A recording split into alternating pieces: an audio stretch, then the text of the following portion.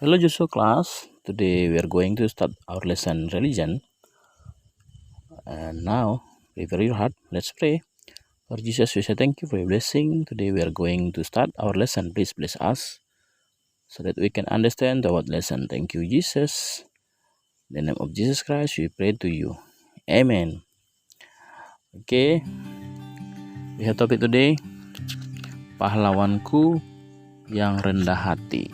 Nah, pernahkah kamu membaca dalam Alkitab tentang tokoh Alkitab yang hidupnya mencerminkan sikap rendah hati? Pasti pernah ya. Di antara kita pasti pernah membaca Alkitab. Dan mungkin sedikit banyaknya kita sudah mengetahui tokoh-tokoh Alkitab. Nah, kita akan belajar dalam Perjanjian Lama. Nah, dalam Perjanjian Lama tentunya ada beberapa tokoh yang memiliki sikap rendah hati. Yang pertama tentu Abraham. Abraham dikenal dengan nama Abram dulunya sebelum dia dipanggil Tuhan. Nah, Abram merupakan keturunan dari Terah dan ia memiliki dua saudara yaitu Nahor dan Haran. Itu asalnya dari Ur Kasdim. Nah, Kejadian 11 ayat 27 sampai 32. Abraham memiliki istri yang bernama Sarah. Abraham merupakan tokoh Alkitab Perjanjian Lama yang hidupnya berkenan di hadapan Allah. Abraham juga dikenal sebagai bapak orang beriman. Kenapa dia dikatakan bapak orang beriman? Karena dia mempunyai iman ketika Allah memanggil dia untuk meninggalkan tanah kelahirannya menuju tanah Kanaan. Nah, dia dengan taat setia meninggalkan tanah kelahirannya. Kemudian apa lagi? Kita lihat lewat dan dia menjalankan perintah Allah untuk mengorbankan anaknya Ishak. Sementara anaknya ini sudah lama ditunggu-tunggu. Tapi apa? Dia taat. Nah, itulah Abraham ini mendapat julukan bapak orang beriman atau bapak orang percaya. Yang kedua adalah Yusuf. Nah, Yusuf adalah putra pertama Yakub dari istrinya Rahel. Nah, Yusuf adalah putra ke-11 dari Yakub. Nama Yusuf menurut akar katanya berasal dari kata asap yang berarti menghapuskan atau Allah telah menghapuskan aibku. Dalam Kejadian 30 ayat 23. Yusuf merupakan anak kesayangan Yakub sehingga menimbulkan rasa iri hati pada diri saudaranya.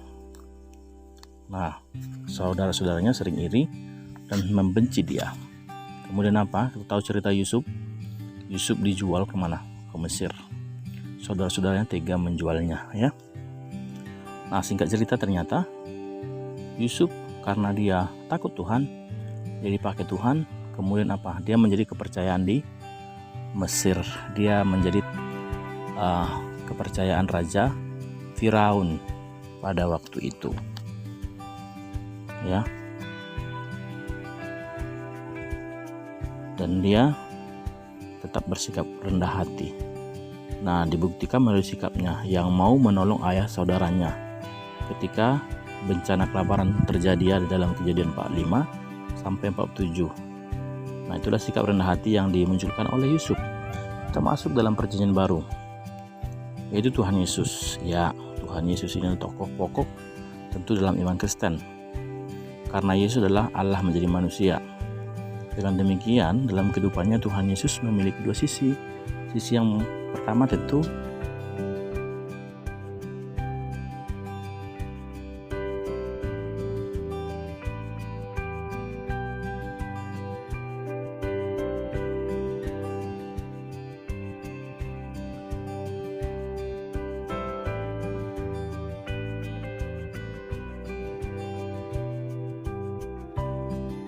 sebagai Allah dan sisi keduanya manusia. Nah, Tuhan Yesus merupakan sosok yang patut diteladani. Oleh karena itu, selama hidupnya dia tidak bercacat dan penuh dengan kerendahan hati. Bukti kerendahan hati Yesus dapat kita lihat tentu dalam Injil ya. Matius, Markus, Lukas, dan Yohanes. Salah satu bukti kerendahan hati Tuhan Yesus adalah dia rela mati untuk menebus dosa manusia, termasuk kita. Yang kedua, Timotius.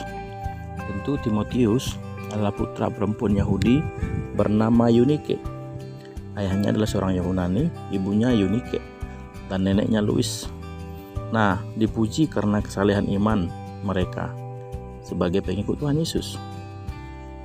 Timotius dipuji oleh Paulus karena pengetahuan Alkitabnya. Ia dari kecil dia sudah gemar membaca firman Tuhan. Selain itu, Timotius juga merupakan tokoh yang memiliki kerendahan hatian. Ya, kita akan lihat bentuk kerendahan hatian dalam Alkitab. Tentu dalam bentuknya, dalam kerendahan hatian, yang pertama, tidak meninggikan diri. Ya, dalam perikop ini Tuhan Yesus menjelaskan tentang perumpamaan antara orang Farisi dan pemungut cukai. Nah, dalam Lukas 18 ayat 14 ya, ternyata jelas sekali, barang siapa merendahkan diri, ia akan ditinggikan. Sementara kalau meninggikan diri, ia akan direndahkan ya. Kemudian kita melihat yang kedua, mau melayani. Nah, bentuk kerendahan hati Tuhan Yesus yang dimunculkan lewat tindakan membasuh kaki murid. Ya, meskipun dia adalah guru, dia rela membasuh kaki muridnya. Nah, dia rela merendahkan hati, menanggalkan jabatannya untuk melayani. Ya. Nah, kemudian kalau kita sudah menghormati orang lain, kita bisa merenungkan beberapa tindakan yang berkaitan dengan kerendahan yang diundang yang pernah kita lakukan, perkawinan, tentu baik di keluarga, sekolah, dia menggunakan latar belakang, aplikasi atau pernikahan hidup sejumlah tamu diundang. Masing-masing dari kita pasti mempunyai idola. Nah, di sana dikatakan bahwa orang yang idola sudah mampu memberikan motivasi bagi meja utama. Kita perlu tahu bahwa hanya ada satu idola yang tidak pernah mengecewakan kita, ialah Tuhan Yesus Kristus yang senantiasa setia kepada kita, yang rela mati di kayu salib. Nah, penjelasan teks Alkitab ini nanti kamu boleh baca, tentu Lukas 18 ayat 9 sampai 14. Ini tentunya bercerita dua orang, satu Farisi dan satu lagi pemungut cukai. Kemudian Yohanes 13 ayat 1 sampai 7. Ini berbicara Tuhan Yesus yang membasuh kaki murid-muridnya. Jadi topik kita hari ini adalah pahlawanku yang rendah hati. Jadi kita harus belajar dari tokoh-tokoh Alkitab yang rendah hati ya. Itu saja pembelajaran kita hari ini. Tuhan Yesus memberkati. Shalom.